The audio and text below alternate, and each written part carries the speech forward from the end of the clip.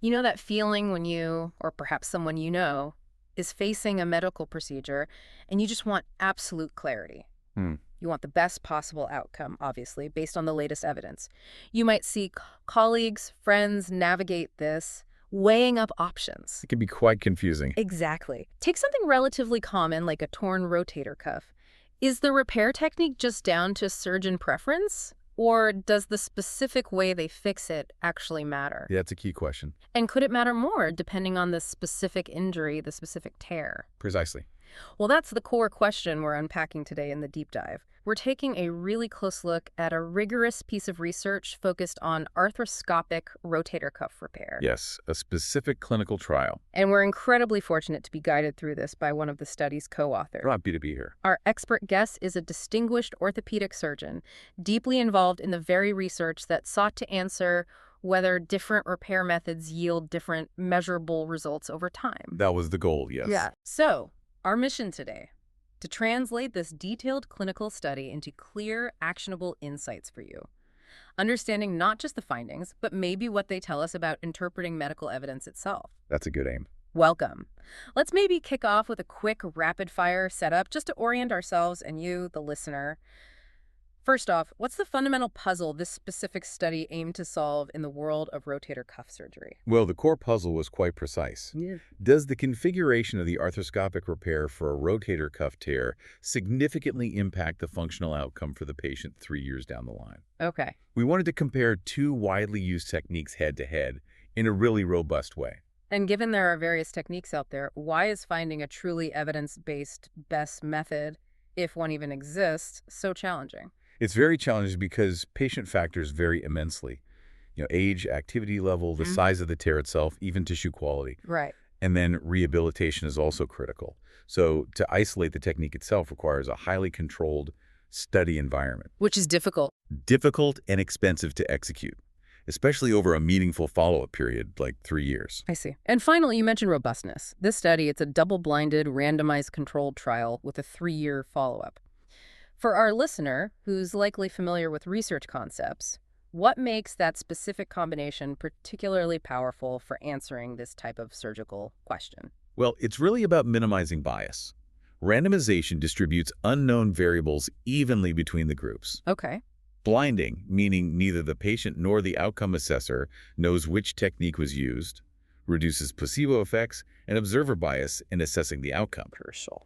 And a 3-year follow-up is vital for rotator cuff repair because, well, early results can sometimes be misleading. It takes time to see if the repair holds up under real-world load and activity. So you really need that longer view. Absolutely. It's considered the gold standard for clinical evidence in surgery.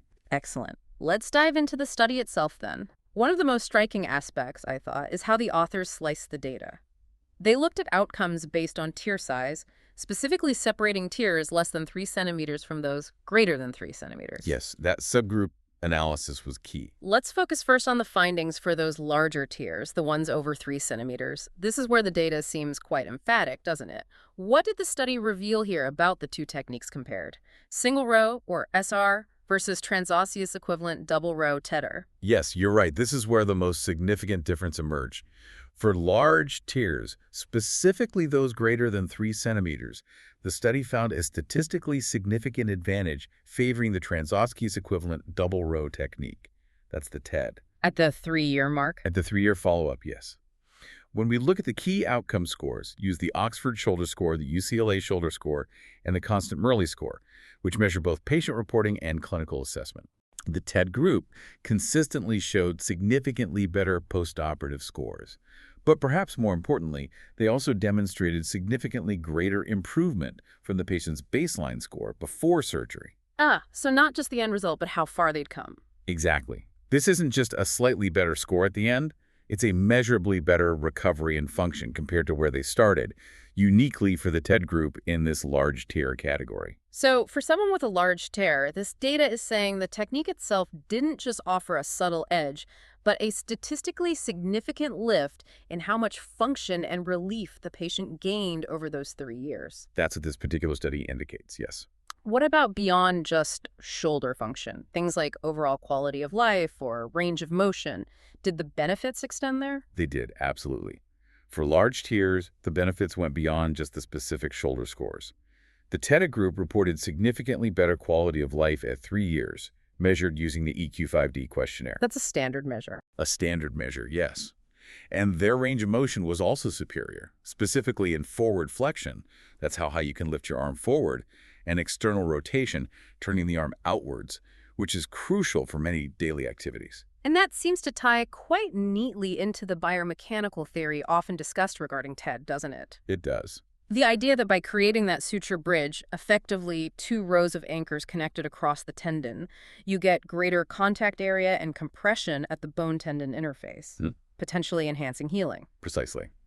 The theoretical advantage of TED lies in creating a wider footprint, more contact area, and increased compression of the tendon onto the bone, mimicking a more natural insertion site. I see. This biomechanical environment is hypothesized or thought to provide a stronger repair construct and potentially promote better biological healing. And the findings support that. Well, the findings in this study showing better outcomes for large tiers with TED certainly lend support to that theory. It suggests that for larger defects, where the challenge of getting the tendon to heal robustly back to the bone is greater, this enhanced biomechanical environment might make a critical difference. Whereas for smaller tiers, perhaps less critical. Perhaps. Yeah. For smaller tiers, maybe the native healing capacity or the simpler SR construct is sufficient. But for large tiers, the added stability and compression of TED appear beneficial, according to this data. That makes sense. It's also quite notable that within the study's population, the only case of a recurrent full-thickness tear, a complete re-tear, occurred in the SR group, and specifically in a patient with a large tear. Okay, just one case, but still, it was in that SR large tear group. Correct. Even acknowledging the study's limitations on routine follow-up scans, that observation fits the pattern. It does feel telling in the context of the biomechanical argument for larger tiers. But this study didn't stop there. It rigorously looked at the smaller tiers as well, those less than 3 centimeters. What did you find when you analyzed that subgroup? Did TED show the same superiority? This is where the narrative really shifts, and it highlights why subgroup analysis is so important in research like this. Right. For small tiers, less than 3 centimeters, the clear superiority we saw with TED for large tiers simply wasn't present in the functional outcome scores at 3 years. Really? No difference? Well, one score, the constant Murley score, did favor the SR technique post-operatively. Right.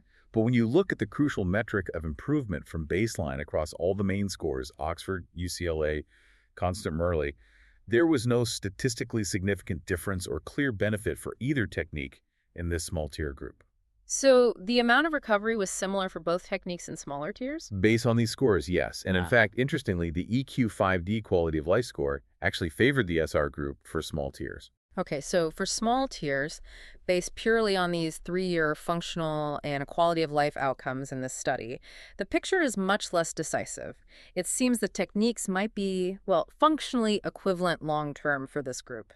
That's a fair interpretation of these results. Which brings us neatly to the practical considerations the study also measured. Because if outcomes are similar for small tiers, then other factors become relevant, don't they? Like the surgical resources used. Exactly. And the study captured several practical metrics that differentiate the two techniques quite clearly. Operative time was significantly shorter with the SR technique. Much shorter. On average, about an hour for SR compared to nearly 2 hours for TED. Wow, that's quite a difference. It is. And the number of anchors used was roughly half with SR, around 2 anchors on average compared to TED, which used around 4. Double the anchors, too. Yes. And length of hospital stay, while short for both groups in this study, was statistically significantly shorter for SR patients. These are tangible differences in resource utilization. Double the operative time, double the hardware that's not insignificant from a healthcare system perspective, or even potentially from a cost perspective for the patient, depending on the system. Absolutely. These factors have real-world implications. You also touched on initial pain earlier. What did the study find there? Was there a difference immediately after surgery? Yes, the study did look at early postoperative pain using a visual analog scale. At 24 hours, so immediately following surgery, the SR group reported statistically lower pain levels. Noticeably less pain. Statistically less, yes. However, it's important to note this difference didn't persist. By 6 weeks post-operation, there was no significant difference in pain scores between the two groups. Okay, so perhaps a slightly easier immediate recovery with SR, but comparable pain control within a couple of months. That's what the data suggests, yes. So Putting the small tier findings together, no clear long-term functional advantage demonstrated for TED over SR in this trial, and these practical advantages like less time, fewer anchors, shorter stay, and potentially less immediate pain favoring SR. Well, it seems the choice for small tiers becomes a different equation, doesn't it? It does seem that way based on this evidence. It's less about achieving a superior functional outcome, because that wasn't clearly demonstrated here for the small tiers, and perhaps more about balancing equivalent outcomes with resource use and initial patient comfort. That's a very reasonable interpretation based on this specific study's data. If the long-term functional results are comparable for smaller tiers, then factors like reduced surgical time, lower implant cost, potentially quicker patient throughput, and maybe less initial discomfort associated with SR become quite compelling arguments. Makes sense. Now, it's crucial, as the authors rightly note, to mention the study's limitations when we interpret these findings, particularly the subgroup analysis. What were the key limitations highlighted? Well, a significant limitation was the lack of routine follow-up MRI scans on all patients. Scans were only performed on those who were symptomatic and suspected of having a recurrent tear. Ah, so you don't know about silent retiers. Exactly. This means the study doesn't provide a clear picture of re-tear rates for asymptomatic failures, which could potentially occur. While they only saw that one symptomatic re-tear in the SR large tear group, we don't know if silent re-tears differed between groups. Though, arguably, function is what matters most to the patient. Arguably, yes, functional outcome is arguably the more important patient-centric measure. Also, while the study was adequately powered overall, the subgroup analysis by tier size, particularly for the smaller tiers, might have been potentially underpowered to detect subtle differences if they did exist. Meaning a difference could be there, but the study wasn't large enough to be sure. Precisely. It might not have had enough statistical power in those smaller groups. This underscores the need, as the authors recommend, for larger, multi-center studies to confirm these findings, especially regarding the smaller tiers. That's a vital point. A study might show no statistical difference in a subgroup, but that doesn't always definitively mean there's no difference, just that the study wasn't powered to prove one. It really reinforces the need for ongoing research. Absolutely. Science progresses iteratively. Let's switch gears slightly for a quick lightning round, pulling a few sharp points from the study's implications. First, if a patient walked into your clinic today, armed with just the summary of this specific study's findings, what's the single most important takeaway they should have about their potential rotator cuff repair technique? Well, the single most important takeaway from this study for a patient is probably this. If you have a large tear, confirmed to be over 3 centimeters, the evidence from this specific randomized trial suggests TED offers superior 3-year functional outcomes and quality of life compared to SR. And for smaller tiers? For smaller tiers less than 3 centimeters, this study did not demonstrate a clear functional superiority for TED at 3 years, and the practical benefits we discussed might favor SR. Okay, clear distinction based on size, according to this paper. Now, you mentioned the various scoring systems, Oxford, UCLA, Constant Murley. For the patient who isn't steeped in orthopedic metrics, what do these scores actually represent in terms of their daily life and recovery? What does significantly better actually feel like? That's a great question. They essentially translate abstract numbers into practical function. So a significantly better Oxford score means less difficulty with things like, say, washing your opposite armpit, doing up buttons behind your back, or lifting objects onto a high shelf. Real daily tasks. Exactly. A better UCLA or Constant Murley score reflects less pain during activity, improves strength when reaching or lifting, and greater overall ability to use your arm for work, sports, or hobbies. It's really the difference between managing daily tasks comfortably and perhaps struggling significantly. That makes it much clearer. And the study standardized the post-operative rehabilitation protocol for everyone. How essential is that rehabilitation piece to the final outcome, regardless of which surgical technique is used? Oh, it is absolutely foundational. You could say critical. Surgery repairs the anatomy, but rehabilitation is what restores the function. It's not just about the operation, then. Not at all. Rehab is where the tendon heals and adapts to load, and where the patient regains muscle control, strength, and range of motion. Without proper, structured rehabilitation, even a technically perfect surgical repair is unlikely to achieve a good functional outcome. So it's a partnership between the surgery and the physio. It's truly 50% of the process, you could argue maybe even more, and it must be tailored to the individual and followed diligently. Fascinating. So pulling all these threads together from this detailed study, what are the key actionable insights we can distill from this deep dive into this specific research paper? Well, Based on this high-quality randomized controlled trial with its 3-year follow-up, I'd say the primary takeaway is that for large rotator cuff tears, those exceeding 3 centimeters, the evidence presented here strongly suggests that the transosseous equivalent double row technique yields superior functional outcomes, better quality of life, and improved range of motion at 3 years post-surgery compared to the single row technique. Right, a clear pointer for large tears from this trial. And crucially, for smaller tears, less than 3 centimeters, the picture is different. This study did not find a clear, statistically significant long-term functional superiority for TED. Correct. So when considering smaller tiers, the choice of technique may involve weighing factors beyond just functional outcome alone.